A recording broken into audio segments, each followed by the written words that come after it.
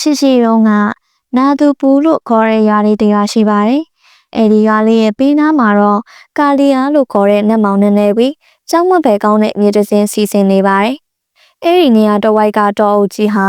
နေကင်းဘက်မှာတော့တိတ်ဆိတ်ရှောက်ရှောက်ဝဲကောင်းလာပါတယ်။ရွာသားတွေဟာအဲဒီနေရာကိုတော့ကြောက်ရွံ့ကြပေမဲ့ရွာထဲမှာတော့ရှင်တူးဆိုတဲ့တစ်ခုံသမားတယောက်ရှိပါတယ်။ရှင်တူးက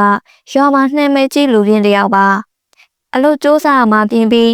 တနေ့နေ့မှာမိုးပေါ်ကရွှေကြလာတဲ့လိုမျိုးအလုံးမလုံးပဲဆန်းသာလာလိမ့်မယ်ကောင်းခြင်းမျိုးကိုပဲမျှော်လင့်နေတဲ့သူပေါ့ငါတော့တနေ့ကျရင်တစ်ထည်ဖြစ်မှာအဲဒီကျရင်စီးသစ်လက်ပြနေတော့မယ်လို့အမြင်စိတ်ကူးရင်နေတဲ့သူပါတနေ့မှာတော့ရှင်တူဟာထင်းခွေကိုတော်ရဲထွက်လာတယ်တောနဲ့ထဲအထိရောက်လာပေမဲ့ကန်ဆိုခြင်းတော့တစ်လျှောက်တစ်ချောင်းအောင်ရှာမရပါဘူးဟာကန်ဆိုလိုက်တာဒီနေ့အိမ်ပြန်ရင်မိမဆိုတာခံရတော့မယ်လို့ညီတွားရင်ဆောက်သွားလိုက်တာကာလီယာမြစ်ကမ်းဘေးကိုရောက်လာတယ်။မြစ်အေးတင်ကနတ်မောင်ပြီးငင်းတန်နေတယ်။ရုတ်တရက်မြစ်လေကောင်မှာရွှေအောင်ဝင်းလက်နေတဲ့အရာတစ်ခုကိုသူလှမ်းတွေ့လိုက်ရတယ်။တေချာကြည့်လိုက်တော့စိန်တွေကြောက်တံပရံများတွေစီချထားတဲ့ရွှေတစ်သားကြီးတစ်လုံးဖြစ်နေပါတော့တယ်။ငါကန်ကောင်းချင်းတွေရောက်လာပြီးငါချမ်းသာလာပြီးငါထိပေါက်ပြီးဒီတစ်သားကြီးကိုရရင်တသက်လုံးအလုပ်လုပ်စရာမလိုတော့ဘူးဆိုပြီးရှင်သူဝမ်းသာအားရပြောလိုက်တယ်။လောဘစိတ်ကဖုံးလွှမ်းသွားတာမို့အန်ရီကိုတတိမထားမိတော့ပဲသူ့ရဲ့ပစိန်အစုပ်ကလေးကိုကမ်းပါပေါ်ပြစ်ရှာကမြစ်ထဲကိုထိုင်ပြီးထိုးဆင်းသွားပါတော့တယ်။ရေကူပြီးတက်တာနာကတ်သွားတော့ထူးဆန်းတာတစ်ခုဖြစ်လာတယ်။တက်တာကြီးက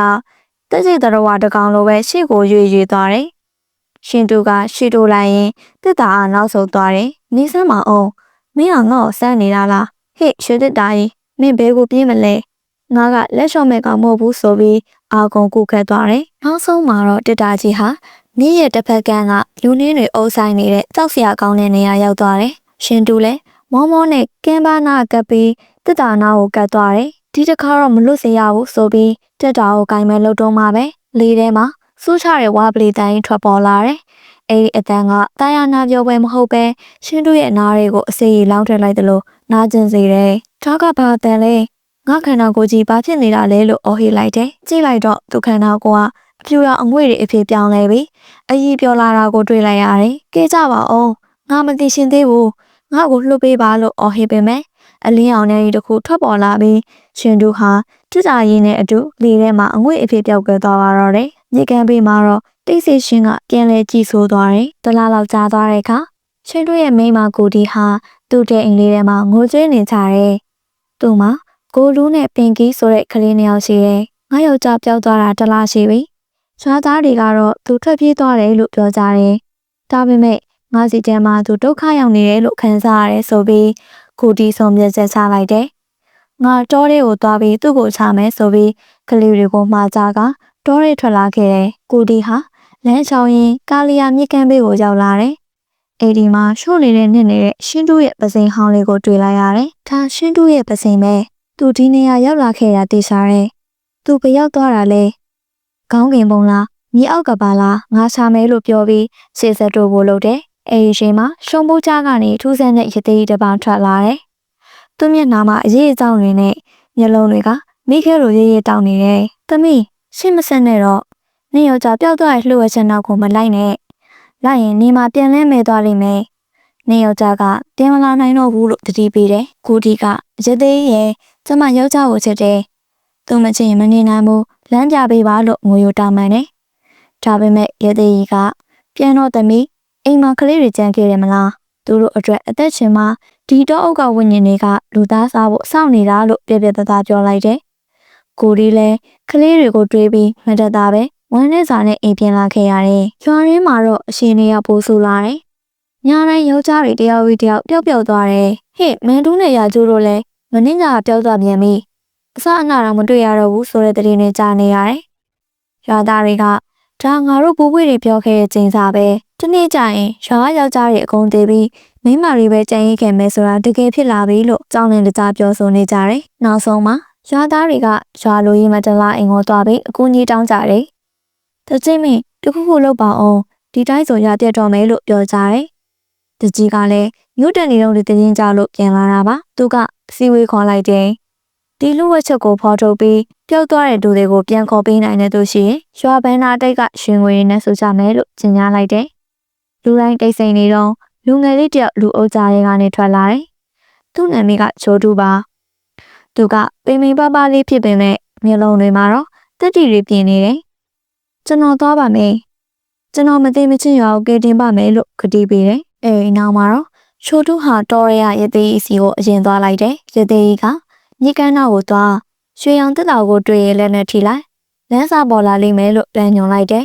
။ချိုးတူမြေကမ်းနားကိုရောက်တော့ရွှေတက်တော်ကိုတွေ့တယ်။တက်တော်ကိုလက်နဲ့ထိလိုက်တာနဲ့ဖောက်ကွဲတန်းကြီးကြပြီးသူဟာတခြားကဘာတစ်ခုကိုရောက်သွားတယ်။အဲ့ဒီကဘာကြီးကထူးဆန်းနေ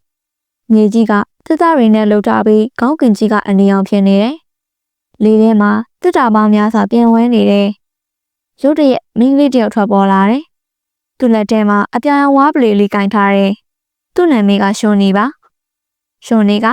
ဖလွေမှုတ်လိုက်တဲ့အခါရှိုးတူရဲ့ခြေထောက်တွေကအလိုလိုခြေတိုးသွားမိတယ်။ရှိုးတူကရက်လိုက်မင်းကဘာတူလဲငါတို့ရွာသားတွေကိုဘာလို့ဖမ်းထားတာလဲလို့ရှိုးတူကအော်မိလိုက်တယ်။ရှွန်နီကရင်ဝါလိုက်တယ်။ဖမ်းထားတာမဟုတ်ဘူး။သူတို့ရဲ့အတ္တနဲ့လောဘအတွက်အပြစ်ပေးတာမင်းတို့ယောက်ျားတွေကအတ္တကြီးတယ်။တင်းကြီးတယ်။အခုမင်းမဒီတက်တာတဲ့ဝင်ရရမယ်လို့ပြောပြီးသူ့ရဲ့မောဆန်အားနဲ့ရှိုးတူကိုဖမ်းဖို့လုပ်တယ်။ရှိုးတူကငင်းကောင်းတယ်။မြေကြီးပေါ်ကဖုံဖုံတွေကိုချက်ချင်းကောက်ပြီးချိုးနေမျက်လုံးနဲ့ပတ်ထက်လိုက်တယ်။ငါ့ကိုမင်းမဖမ်းနိုင်ဘူး။အရင်ပြောပြ။နင်ငါတို့ရွာသားတွေကိုဘာလို့ဒီလောက်မုန်းနေရတာလဲလို့မေးလိုက်တယ်။ရှုံးနေကဒေါသထွက်ပြီးနင်တို့သိချင်ရင်ပြောပြမယ်။ဒါနှစ်ပေါင်းများစွာကအဖြစ်ပြက်ပဲဆိုပြီးသူ့ရဲ့အတိတ်ကိုပြောပြတယ်။ဟိုးအရင်တော့ကနာသူဖို့ရွာမှာရှမ်ပူးဆိုတဲ့လူတစ်ယောက်နဲ့သူ့မိမမန်တာတို့ရှိခဲ့တယ်။အဲ့ဒီခေတ်ကရွာမှာမင်းကလေးမွေးရင်နမည်မကောင်းဘူးဆိုပြီးသတိတဲ့တလေးဆိုကြီးချီတယ်။မင်းကလေးမွေးရွာပြက်မယ်လို့ယုံကြည်ကြတယ်။မန်တာကုန်းဝဲချီတော့တကိုးချင်မွန်တိုးကမင်းကလေးမွေးရင်အသေးသက်ရမယ်လို့မင်းနဲ့မန်တာကသမီးလေးမွေးလာတော့ရှမ်ပူးကသမီးကိုတန်ရောစင်တွဲပြီးမတက်ရဘူး။ဒါကြောင့်တယောက်ျားလေးမွေးပါတယ်လို့ရွာကိုလိန်ပြောပြီးသမီးလေးကိုယောက်ျားလေးလိုဝတ်ဆင်ကလေးနှစ်လုံးလုံးဝှက်ထားခဲ့တယ်။အဲဒီသမီးလေးကတော့ရှုံးနေပါပဲ။ဒီနေ့မှာတော့ရှုံးနေကမြေကမ်းနားမှာပန်းလေးတွေနဲ့စော်ကစားနေတော့သူ့စပင်ရှယ်ကြီးကိုရသားတွေကမြင်သွားတယ်။ဟာရှမ်ပူးကငါတို့ကိုလိန်ထားတာပဲ။သူကမိန်းကလေးမွေးထားတာပဲဆိုပြီးရွာသားတွေဒေါသထွက်ကြတယ်။တကိုးချင်မွန်တုံးကဒီမိန်းကလေးကိုတက်တာတဲ့ထဲပြီးမြစ်ထဲမျောလိုက်။ဒါမှငါတို့ရွာပေးကင်းမယ်လို့ရက်ဆက်စွာမိန်ပေးတယ်။မိခင်ဖြစ်သူမန်တာကသူ့သမီးကိုကာကွယ်ဖို့ရှိကရက်လိုက်တယ်။ဒါပေမဲ့မွန်တုံးကတွန်းထုတ်လိုက်လို့မန်တာဟာကြောက်တုံးနဲ့ကောင်းဆောင်မိပြီးနေရာမှာရင်းတည်ဆုံသွားတယ်။အဖေဖြစ်သူရှမ်ပူးကတော့ကြောက်လုံးလို့ဘာမှမလုပ်ရဲပဲသူ့သမီးကိုကိုယ်တိုင်တက်တာတဲ့ထဲပေးလိုက်ရတယ်။ရှုံနီလေးကအဖေကဲပါအောင်အမေဘမလဲသမီးအသက်ရှူကျက်နေတယ်လို့အော်ဟင်ကိုကြွေးရင်တက်တာနဲ့အတူမြစ်ထဲမျိုးပါသွားခဲ့ရတယ်။ချားပေမဲ့ရှုံနီမသေးပါဘူး။သူ့ရဲ့နာကျင်မှုနဲ့လက်စားချေလို့စိတ်ကသူ့ကိုဝိညာဉ်ဆွမ်းအားရှင်ဖြစ်သွားစေခဲ့တယ်။ရသေးကြီးကသူ့ကိုတနာလို့တက်တာကဘာကိုဖန်တီးပေးခဲ့ပေမဲ့ချိုးနီကအဲ့ဒါကိုလက်စားချေဖို့တုံးခဲ့တာပါ။ချိုးနီရဲ့အဖြစ်အပျက်ကိုကြားလိုက်ရတော့ချိုးတူကပြေးကြသွားတယ်။ချိုးနီမင်းခံစားခဲ့ရတာတွေအရင်ဆိုးဝါးပါတယ်။ဒါပေမဲ့မင်းလုံနေတာလည်းမှားနေတယ်။အခုဖမ်းထားတဲ့လူတွေကအပြစ်မရှိပါဘူး။သူတို့ကအရင်လူတွေလိုမဟုတ်ဘူး။နေမုန်းတီးမှုကိုအဆုံးသတ်လိုက်ပါလို့ပြောတယ်။ရှုံနီကယောက်ျားတွေကအတူတူပဲငါ့ကိုသိသိရှင်ကြတာလို့ပြန်ပြောတယ်။ရှိုးတူကမျက်နှာကိုမောင်းပြီးချီရဲဝန်းဝန်းပြောတယ်။ကြည်စံချုံနေငါအခုမင်းချင်မှရက်နေတယ်။ငါမင်းကိုတိုက်ခိုက်မှာမဟုတ်ဘူး။တကယ်လို့ငါအသက်ကိုစတေးလိုက်လို့ငါတို့ရွာကလူတွေရဲ့စိတ်ဓာတ်တွေပြောင်းလဲသွားမယ်။မိန်းကလေးတွေကိုတန်ဖိုးထားလာမယ်ဆိုရင်ငါအသက်ကိုယူလိုက်ပါငါအစင်သင့်မဲ့လို့ပြောလိုက်တယ်။ရှိုးနေအံ့ဩသွားတယ်။ဘယ်ယောက်ျားကမှသူ့ချင်မှဒီလိုတက်တည်ချစ်ရှိအသက်ဆုံးမပြောဘူးလေ။ကောင်းပြီလေ။မင်းဆန္ဒအတိုင်းငါဖြည့်ဆည်းပေးမယ်လို့ပြောပြီးရှိုးနေကလက်ထဲကဓမြောင်နဲ့ရှိုးတူရဲ့ရင်ဘတ်ကိုအားကုန်ထိုးဆိုင်လိုက်ပါတော့တယ်။ရုတ်တရက်အလင်းရောင်တိုင်းပေါ်လာပြီးပေါက်ကွဲသွားတယ်။အလင်းရောင်ငင်းသွားတဲ့ကအားလုံးဟာကာလီယာမြေကမ်းဘေးကိုပြန်ရောက်နေကြတယ်။ပျောက်သွားတဲ့ရှင်းတုမန်တုရာကျိုးတို့အကုန်လုံးပြန်ရောက်လာကြတယ်။ရှိုးတူကတော့မြေကြီးပေါ်မှာလဲနေတယ်။ရှုံနီကဝိညာဉ်မဟုတ်တော့ပဲတာမန်မင်းကလေးပုံစံနဲ့ရှိုးတူဘေးမှာထိုင်ကုန်နေတယ်။ထားပါရှိုးတူမင်းမတရားဘူး။ငါပထမဆုံးအချိန်လူတယောက်ကိုယုံကြည်ခဲ့တာပါလို့ငိုကြွေတယ်။အဲဒီအချိန်မှာရှိုးတူမျက်လုံးပွင့်လာပြီးသူအသက်ပြန်ရှင်လာပါတယ်။ရွာသားတွေဝမ်းသာသွားကြတယ်။ရွာသူကြီးနဲ့အိုမင်းနေပြီဖြစ်တဲ့ရှုံနီဖေးလိုက်ရောက်လာတယ်။ရှမ်ပူကသူ့သမီးကိုမှတ်မိပြီးသမီးလေးအဖေကိုခွင့်လွှတ်ပါလို့ငိုပြီးတောင်းနေတယ်။နောက်ဆုံးမှာတော့ရွာလူကြီးကကျင်းညာချက်ထုတ်လိုက်တယ်။ဒီနေ့ကစပြီးငါတို့ရွာမှာသားနဲ့သမီးတန်းတို့အခွင့်အရေးရှိစေရမယ်။ မိန်းကလေးတွေကိုစောက်ကိုင်းရွာကနှင်းထုံမဲလို့ကတိပြုလိုက်တယ်။အဲဒီနောက်ပိုင်းနာသူဘူးရွာမှာမွေးလာတဲ့မိန်းကလေးတိုင်းကချိုးနေလိုပဲတတိရှိပြီးထူးချွန်ကြပါတော့တယ်။ကျင်းစားသည့်ရွှေတွေ့တာကြီးကတော့ပုံမြင်တပုတ်အဖြစ်ကျန်ရစ်ခဲ့ပြီးလူတွေကိုလူသားချင်းစာနာဖို့သင်ခန်းစာပေးခဲ့ပါတော့တယ်။